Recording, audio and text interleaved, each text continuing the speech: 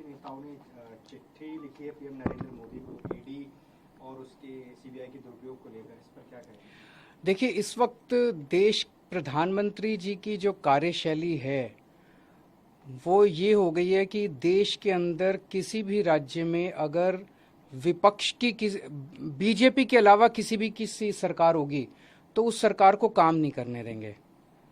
ये बहुत ज़्यादा खतरनाक है। प्रधानमंत्री किसी भी देश के एक फादर फिगर की तरह होते हैं।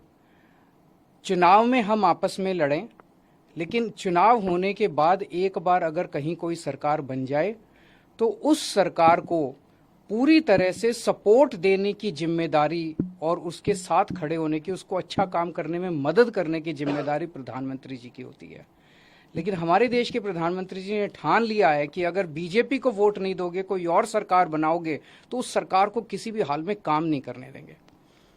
एक तो वो ये करते हैं कि अगर किसी और की सरकार बन जाए बीजेपी के अलावा तो उसके सारे नेताओं के ऊपर ईडी और सीबीआई छोड़ देते हैं, उनको गिरफ्तार कर लेते हैं, उनको तरह तरह से प्रताड़ना करते हैं, तरह तरह से तंग करते हैं, उनकी पार्टी तोड़ देते हैं, उनकी सरकार गिरा देते हैं।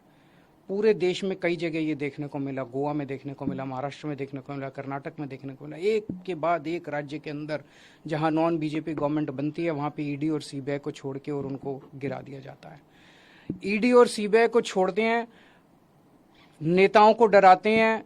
अगर नेता बीजेपी में आ जाए तो सारे मामले बंद हो जाते हैं। हेमंत बिश्व शर्मा, जो इनके ऊपर पहले सीबीआई और ईडी के इतने मामले थे, शारदा कांड था शायद उनका, उसके अंदर वो फंसे और जैसे ही वो बीजेपी में आ गए सारे मामले खत्म।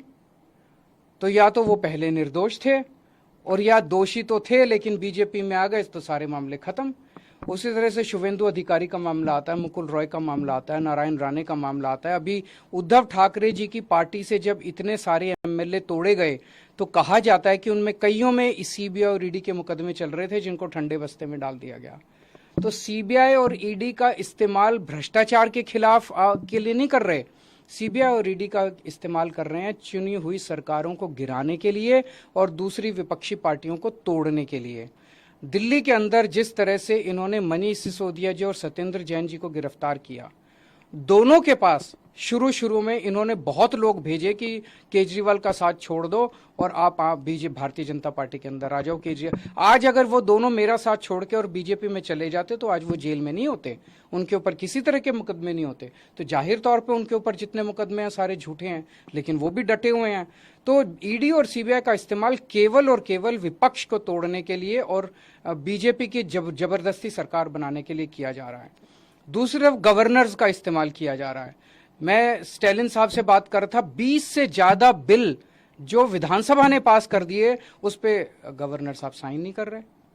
केसीआर साहब ने अभी कल सुप्रीम कोर्ट में केस किया है कि हमारे बहुत सारे बिल गवर्नर लेके बैठे हैं, उस पे साइन नहीं कर रहे। पिनरई विजयन साहब के कई सारे वाइस चांसलर्स की नियुक्ति उन्होंने रद्द कर दी। ऐसे चुनी हुई सरकारें कैसे? ममता दीदी परेशान है, नीतीश कुमार जी से मैं बात कर रहा था, वो परेशान है। दिल्ली के लेफ्टिनेंट गवर्नर समझते हैं कि सुप्रीम कोर्ट और संविधान को वो मानते ही नहीं है, वो खुलेआम कहते घूम रहे हैं कि मैं सुप्रीम कोर्ट और संविधान। ऐसे देश कैसे चलेगा? तो अगर देश का प्रधानमंत्री नॉन बीजेपी सरकारों को काम नहीं करने देगा और अवरोध रोज पैदा करेंगे देश के प्रधानमंत्री, तो इस तरह से तो देश के लिए बहुत खतरनाक स्थिति।